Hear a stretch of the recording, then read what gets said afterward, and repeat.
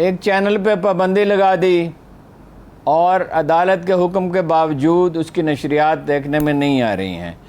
اگر کہیں دیکھی جا رہی ہیں تو سکریمبل کیا جا رہا ہے. ایک دوسرے چینل کے ساتھ بھی یہی سلوک ہو رہا ہے. اچھا، اخبار نویسوں کو احکامات دیے جا رہے ہیں، بلایا جا رہا ہے. کئی لوگوں کے ساتھ آپ کو پتہ ہے افسوسناک واقعات پیش آئے. آج وہ جمیل فاروقی جو ایک چینل کے وہ اینکر ہیں اور سوشل میڈیا پہ بہت ایکٹیو ہیں، انہیں گرفتار کر لیا گیا اور کل شاید کیا گیا. تو وہ انہوں نے جو بیان دیا ہے وہ اتنا اذیت ناک ہے، میں تو اسے پڑھ کے نہیں سنا سکتا. اور لوگوں کے ساتھ یہ واقعات پیش آ سکتے ہیں اور لوگوں پہ مقدمات قائم ہو سکتے ہیں، کوئی شرارت ہو سکتی ہے، کوئی الزامات لگ سکتے ہیں. اور اول تو اب تک جو کچھ ہوا ہے وہی دیکھیے نا، یعنی اس کی عمران خان کی تقریر ہی نشر کرنے پہ پابندی لگا دی گئی. پھر اس پہ اکتفا نہیں کیا، تقریر نشر کرنے پہ پابندی پہ اکتفا نہیں کیا. حالانکہ اگر آپ کے خیال میں وہ قانون کی خلاف ورزی کر رہے ہیں اور ان پہ مقدمے بڑھ رہے ہیں تو آپ انہیں ایکسپوز ہونے کا موقع دیں. اچھا، پھر اسی پہ اکتفا نہیں کیا، پھر یہ کہا آپ نے یوٹیوب بھی بند ہو گئی اس وقت. جی، اب وہ لوگ ایک اپلیکیشن ہے وی پی این، پتہ نہیں کیا نام ہے، وہ اس کو استعمال کر کے دیکھ رہے ہیں. ایک چند گھنٹے کے اندر ان کی جو آفیشیل ویب سائٹ ہے پی ٹی آئی کی، اس پہ 1,00,000 آدمیوں کا اضافہ ہو گیا، 1,00,000 کا. جی ایسا ہی تو کس طرح آپ روکیں گے میسج کو، پیغام؟ یہ کوئی 1990 ابھی تک 1990 کے زمانے میں رہ رہے ہیں، اسی طرح کی کاروائیاں کر رہے ہیں. بھائی وہ زمانے بیت گئے. نواز شریف کو آپ کو واپس لانا پڑا تھا نا. یہ ابھی تک اس سٹیٹ آف مائنڈ میں. بعض لوگ یہ کہتے ہیں او یہ بھٹو کو پھانسی پہ چڑھا دیا. تو بھٹو نے پاکستان کی انڈسٹری تباہ کی تھی، 50,000 آدمی جیلوں میں تھے، 329 آدمی قتل ہوئے تھے، خود وہ بلا مقابلہ منتخب ہوئے تھے، ان کے وزرائے اعلیٰ بلا مقابلہ منتخب ہوئے تھے، ان کے 7-8 ایم این اے بلا مقابلہ منتخب ہوئے تھے، ان مخالفین امیدواروں کو اغوا کیا گیا تھا اور ساری پارٹیاں ان کے خلاف متحد ہو کے میدان میں اتری تھیں اور ملک میں اتنے 3 مہینے تک ایسے مظاہرے ہوتے رہے تھے. وہ ان کا معاملہ. نواز شریف پہ کرپشن کا الزام تھا، عمران خان پہ کرپشن کا کون سا الزام ہے؟ ایک توشہ خانہ ہے اس کی، میں آپ سے عرض کر چکا کہ وہ جو پیسہ اس کے پاس ہے وہ تو سڑک بنائی ہے اس نے اور خاردار تار لگائی وہاں، کسی جگہ 4 دیواری بھی کیا. سیکورٹی کا مسئلہ تھا، اصل میں تو وہ حکومت کی ذمہ داری تھی. میں نے ان سے پوچھا آپ کو کیا پڑی تھی؟ انہوں نے کہا میں سرکاری پیسہ نہیں خرچ کرنا چاہتا تھا. یہ راستہ انہوں نے نکالا. تو کیا کریں گے؟ مطلب یہ ہے کہ پابندی لگا دیں. ٹیلی فون تو لوگوں کے پاس ہے نا، بالکل 8 کروڑ آدمی کے پاس ٹیلی فون ہے، تو میسج تو جا سکتا ہے. اور ایک ہی میسج ہوتا ہے، وہ میں متعدد لوگ بھیجتے ہیں. وہ جمیل فاروقی کے جو بیان ہے وہ کئی لوگوں نے مجھے بھیجا ہے. تو میڈیا پہ پابندی اس زمانے میں یہ ٹھیک ہے کہ سوشل میڈیا وہ امپیکٹ پیدا نہیں کرتا، پھر یہ جنرل مشرف والا طریقہ استعمال کریں، چینل ہی بند کر دیں. لیکن یہ بھی نہیں کر سکتے، اس لیے کہ جو چینل حکومت کے حق میں پروپیگنڈا کر رہے ہیں، ڈٹ کے تن کے کھڑے ہوئے ہیں، حتیٰ کہ افواہیں بھی پھیلاتے ہیں. عمران خان بھاگ گئے پچھلے دروازے سے، ابھی کچھ دیر میں گرفتار ہو جائیں گے، پارٹی بڑھ جائے گی، یہ ہو جائے گا، وہ جگہ ہوتا تو کچھ بھی نہیں ہے. صحیح ہے، ٹھیک ہے. آپ نے پابندیوں کی بات کی ہارون صاحب، سیاسی جماعتوں کا حال کتنا پتلا ہے وہ ہم سب دیکھ رہے ہیں. معیشت کی حالت کتنی بری ہے، ڈالر کتنا مضبوط ہو رہا ہے، روپیہ ڈی ویلیو ہو رہا ہے، عام آدمی متاثر ہو رہا ہے. عمران خان صاحب کا ایک چھوٹا سا مطالبہ ہے، منصفانہ طور پہ پرامن طور پہ الیکشن کرا دیے جائیں، حکومت چلی جائے نا اس مطالبے کی طرف، پوری ڈگر ان کی پوری سمت درست ہو جائے گی ملک کی. یہی تو مسئلہ ہے. الیکشن ہوں گے تو ہوگا کیا؟ یعنی کراچی میں آپ نے دیکھ لیا، 17 جولائی کو دیکھ لیا. دیکھیے میں آپ کو پوری ذمہ داری سے بتا رہا ہوں، پوری ذمہ داری سے. ایجنسیوں کی اطلاع کیا تھی؟ ایجنسیوں کی جو مجموعی ڈیٹا انہوں نے جمع کیا، جس کو کہتے ہیں پلس دیکھنا، وہ یہ تھا کہ 7 سیٹیں جیتیں گے Imran Khan, P T I 7 سیٹیں جیتے گی، 12 سیٹیں جیتے گی نون لیگ پنجاب میں جو ضمنی الیکشن ہوئے تھے، 1 سیٹ انڈیپینڈنٹ جیتے گا. اور اس پہ انہیں اتنا اصرار تھا کہ جس کی بات نہیں.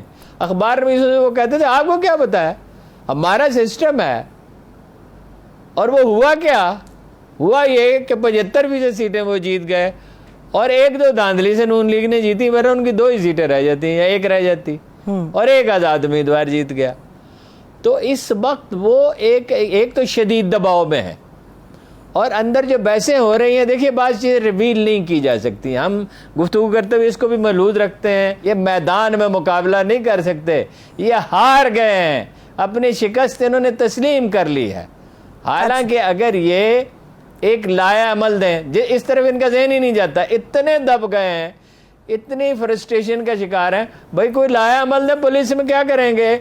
پرائیویٹائزیشن کریں گے، FBR کو بہتر بنائیں گے، عدلیہ کو، عدالتی نظام کو بہتر بنائیں گے، تو ممکن ہے کچھ لوگ مائل ہوں۔ اور سیاست میں فتح و شکست کیا ہوتی ہے؟ عارضی ہوتی ہے، کچھ عرصے کے لیے شکست۔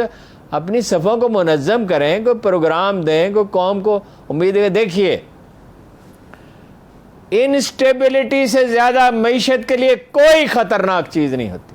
آج ملیح لودھی نے بڑا اچھا آرٹیکل اس پہ لکھا، انسٹیبلٹی سے زیادہ کوئی چیز خطرناک نہیں ہوتی۔ یہی صورتحال رہے گی۔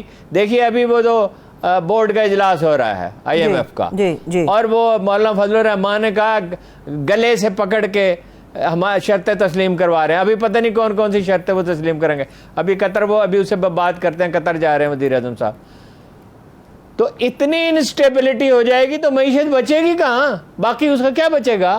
برآمدات پہلے کم ہیں، ترسیلات زر پہلے کم ہو گئی ہیں، بالکل روپیہ جو ہے وہ تجوریوں میں بند ہو جائے گا، یا لوگ ملک سے باہر بھیج دیں گے، معیشت یکسر تباہ ہو جائے گی۔ ابھی آپ دیکھ رہے ہیں کہ خرابی شروع ہو گئی ہے، ٹھیک ہے، اور ایسی صورتحال میں IMF آپ کو کوئی رعایت دینے والا نہیں ہے، امریکہ آپ پہ کوئی مہربانی نہیں کرے گا، وہ پاکستان سے پہلے ہی ناراض ہے، چلیے میں اور دوسرے ممالک جو ہے وہ پیچھے ہٹ جائیں گے جب IMF پیچھے ہٹے گی۔ ٹھیک ہے، بریک لے لیتے ہیں ہارون صاحب، بریک سے واپس آ کے یہیں سے کنٹینیو کریں گے، اور شہباز گل تشدد کے معاملے کے اوپر بھی بات ہوگی، ساتھ رہیے۔ Welcome back. ہارون صاحب، شہباز گل تشدد پہ بات کریں، مگر اس سے پہلے حیدرآباد کے اندر جو واقعہ پیش آیا، آپ کو لگتا ہے پاکستان یقینی طور پہ بڑی بدنامی سے بچ گیا؟ ظاہر ہے وہ جو پولیس افسر ہے اس نے بڑا، کیا نام ہے ان کا، بڑا انہوں نے یعنی ہمت کا مظاہرہ کیا، ماب کو روکے رکھا۔ وہ جو جس آدمی نے بیان دیا تھا بعد میں وہ مکر گیا، اور یہ کوئی حکومت کی ریٹ ہی نہیں ہے۔ افسوسناک بات ہے، انڈین چینل اسے اٹھا رہے تھے، وہ تو خدا کا شکر ہے کہ ملک بچ گیا بدنامی سے۔ صحیح ہے، ٹھیک ہے۔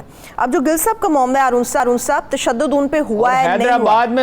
حیدرآباد بہت سینسیٹیو ہے، 25 لاکھ ہندو وہاں رہتے ہیں، اس بلڈنگ میں بھی میجارٹی ہندو کاروباریوں کی تھی، اور حیدرآباد اس لحاظ سے بڑا پرامن شہر ہے، بڑی ہم آہنگی ہے، فرقہ وارانہ مذہبی ہم آہنگی ہے، تو یہ بڑی احتیاط کرنی چاہیے وہاں پہ، بہت اچھے پولیس افسر ہم کریں۔ الحمدللہ پولیس نے بڑا اچھا اپنا رول پلے کیا۔ ٹھیک ہے، ایک اور بھی پولیس ہے، اسلام آباد کی پولیس، ہارون صاحب، تشدد کے معاملے میں کچھ کلیئر ہو سکا؟ گل صاحب پہ تشدد ہوا یا نہیں ہوا تو نوعیت کیا تھی اس کی؟ دیکھیے 24 گھنٹے اس کی نگرانی کی جا رہی ہے، ہر چیز ریکارڈ کی جا رہی ہے۔ مثلا اس سے پوچھا گیا، ایک آدمی آگے پوچھتا ہے کہ آپ کے لیے میں مٹن لے آؤں، اور جب وہ ریلیکس ہوتے ہیں تو وہ اس کا کلپ بنا کے وہ جاری کر دیتے ہیں، تو اس نے کہا کچھ بھی لے آؤ، تو ورنہ اگر وہ کہتا کہ ہاں میرے لیے کھانے کے لیے مٹن لے گیا تو وہ اس کا بھی وہ جاری کرتے۔ وہ تصویریں بھی جو ہیں مشکوک ہیں، کچھ کہا نہیں جا رہا، لیکن بہرحال یہ تو ہے کہ وہ جب ریلیکس ہوتا ہے، دیکھیے ان کے جو بیان ہے میں آپ کو پڑھ کے سناتا ہوں جی، تاکہ اس میں کوئی وہ ابہام نہ رہے۔ 2 روزہ آپ کو پتہ ہے جسمانی ریمانڈ تو دے دیا گیا ہے، اور یہ کوئی کسی کی سمجھ میں نہیں آ رہا کیوں دیا گیا۔ جی، جو تحریری بیان جو ہے وہ یہ ہے، مجھے 9 اگست کو 2 بجے گرفتار کیا گیا، گاڑی میں لے کر نامعلوم مقام پر لے جایا گیا، کچھ دیر بعد گاڑی رکی، کچھ اور لوگ ساتھ چلے اور ہماری گاڑی پھر چل پڑی جو مجھے نامعلوم مقام پر لے گئی۔ مجھے ایک کمرے میں بند کیا گیا، میرے تمام کپڑے اتار دیے گئے، مجھے چمڑے کے ایک چھتر سے مارا گیا، چھڑی سے مارا گیا، گھونسے مارے گئے، ٹھڈے مارے گئے، کچھ دیر کا وقفہ کیا گیا، پھر کچھ لوگ اندر آئے جنہوں نے مجھے کپڑے پہنائے اور پانی پلا، پھر میری آنکھوں پر پٹی باندھ دی گئی۔ آدھ گھنٹے کے بعد کچھ لوگ آئے جو اندازاً 2 تھے، انہوں نے پھر اسی طرح تشدد کیا، اور یہ بھی بتایا کہ ساری کارروائی کی ویڈیو بن رہی ہے۔ 2 بار میرے ہاتھ بندھے تھے اور آنکھوں پر پٹی تھی۔ 2 بار تشدد کے بعد مجھے وہاں سے گاڑی میں ڈال کر لے جایا گیا۔ 45 منٹ گاڑی چلتی رہی، پھر رک گئی، مجھے ایک کمرے میں لے جایا گیا اور پہلی بار میری آنکھوں سے پٹی اتاری گئی۔ یہ تھانہ سیکریٹریٹ تھا۔ میں نے وقت پوچھا تو اہلکاروں نے بتایا کہ رات کے 8 بجے یہاں پھر میری آنکھوں پر پٹی باندھی گئی اور مجھے ایک اور جگہ منتقل کر دیا گیا۔ مجھے بتایا گیا کہ یہ CIA I9 کا تھانہ ہے۔ میری پوری رات فرش پہ گری، فرش پہ گزری، صبح پھر آنکھوں پہ پٹی باندھی گئی اور پھر وہاں سے لے جایا گیا، ایک کمرے میں ایک کرسی پر بٹھا کر کچھ سوالات کیے گئے، دھمکیاں دی گئی، تشدد کیا گیا، اگلے دن مجھے اڈیالہ جیل بھیج دیا گیا، اس کے بعد پیمز بھیج دیا گیا، میرے پورے جسم پر تشدد کے نشانات ہیں، مگر رپورٹیں جیل سازی سے بنائی گئیں، مجھے طبی امداد کی فراہمی میں بھی ذہنی اذیت دی گئی، میری جان کو خطرہ ہے، عدالت میری زندگی کو تحفظ دے۔ دیکھیے انہوں نے یہ بھی کہا ہے جو زبانی بیان دیا ہے کہ مجھ پہ بہت تشدد کیا جا رہا ہے اور بہت ذہنی اذیت دی جا رہی ہے، میرا کوئی بیان اگر عدالت میں پیش کیا جائے تو وہ میرا بیان نہیں ہوگا۔ وہ عمران خان کے خلاف ان سے کچھ کہلوانا چاہتے ہیں اور ٹیلی فون چاہتے ہیں۔ عمران خان کے خلاف تو آبویس ہے کیوں کہلوانا چاہتے ہیں، ٹیلی فون اس لیے چاہتے ہیں کہ اس میں ذاتی گفتگو ہے۔ اب ایک آدمی کی ذاتی گفتگو آپ کیوں جاننا چاہتے ہیں؟ اس میں بہت سی چیزیں ہو سکتی ہیں، پارٹی کے بارے میں باتیں ہو سکتی ہیں، مختلف عہدیداروں کے بارے میں باتیں، بے تکلفی سے جب گفتگو ہوتی ہے۔ چلیے اس پہ بات کریں گے، انوس صاحب وقت ختم ہو گیا، یعنی وقت ختم ہو گیا، بے حد معذرت آپ سے، انشاءاللہ تعالیٰ اس کیس کی جب بھی اپڈیٹ آپ کے ساتھ شیئر کریں گے۔